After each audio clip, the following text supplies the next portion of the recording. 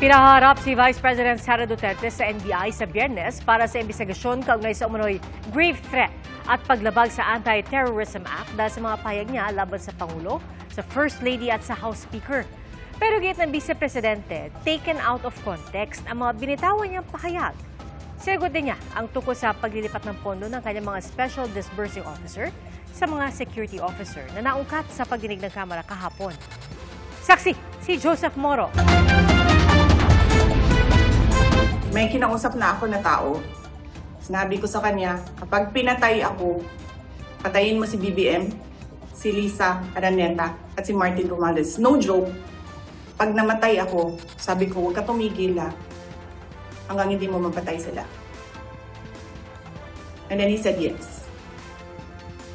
Kasunod ng pahayag nito noong madaling araw ng Sabado, pinaharap ng National Bureau of Investigation si Vice President Sara Duterte sa Biyernes. Base sa sabina ng NBI, pinagpapaliwanag si Vice President Sara Duterte para sa posibleng reklamo ng grave threats at paglabag sa anti-terror law, batas na pinirmahan ng kanyang mismong amang si dating Pangulong Rodrigo Duterte noong taong 2020 lamang. Kung may schedule ng pagdinig sa Kamara ang bise, pwede raw siyang magpadala ng kinatawan para i-reset ang kanyang pagharap sa NBI. Kailangan niyo pa siya? Sana po, mas maganda kung mismong yung Vice President na pupunta. This will be a fair investigation, impartial. Mabigat ang kaso ng paglabag sa Anti-Terrorism Act dahil ang mga masasaklaw ng ilang partikular na probisyon ng batas pwedeng hulihin ng law enforcement agent o military personnel nang walang warrant of arrest at idetene ng hanggang 14 na araw bago iharap sa korte. Pwede pa itong i-extend ng hanggang 10 araw kung kinakailangan. Kung hindi raw sisipot si Duterte sa pagdinig ayon sa NBI, itutuloy pa rin ang paghahain ng reklamo sa Department of Justice. We will proceed at kung ano man yung ebidensya na nasa kamay namin, di yun lang. Tumanggi muna magsalita ang bisi dahil hindi pa niya natatanggap ang sabpina. Pero kaugnay sa mga binitawan niyang pahayag noong Sabado, taken out of context daw ang kanyang sinabi. There is absolutely no flesh on the bone. And despite the absence of a reliable investigation, authorities were quick to consider this a national security concern. Mangyayari lang naman daw ito kapag pinatay siya. Tossing the word assassin. Pakicheck, may sinabi ba akong assassin doon? Wala. So nilalagay nila doon sa narrative nila, assassin. And nilalagay nila sa narrative nila, murder plot. My question now to the administration, is revenge from the grave a crime? They have to kill me first, so now they can't kill me anymore. Unless they want to die.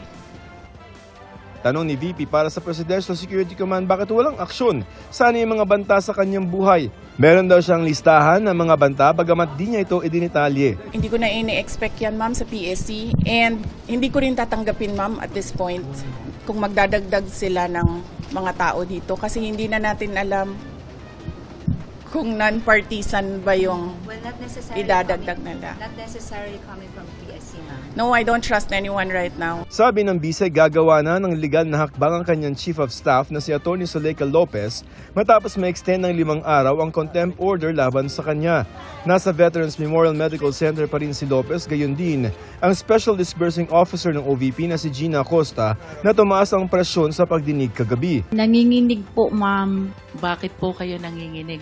Kasi po, wala po talaga akong alam kung sino po yun, si Kukoy Villamin, si Grace Piatos po. Kasi po, si Sir La Chica po ang nasa ground po. Siya po ang nagpipipirma. Nag-base na lang po ako sa sa binalik niya sa akin na acknowledgement receipt po, ma'am. Pero ma'am, yun po'y trabaho nyo as a Special Disbursing Officer. Yes, ma'am. Pero may utos po ang aking boss, ma'am, na i-release ko po kay Sir La Chica, ma'am.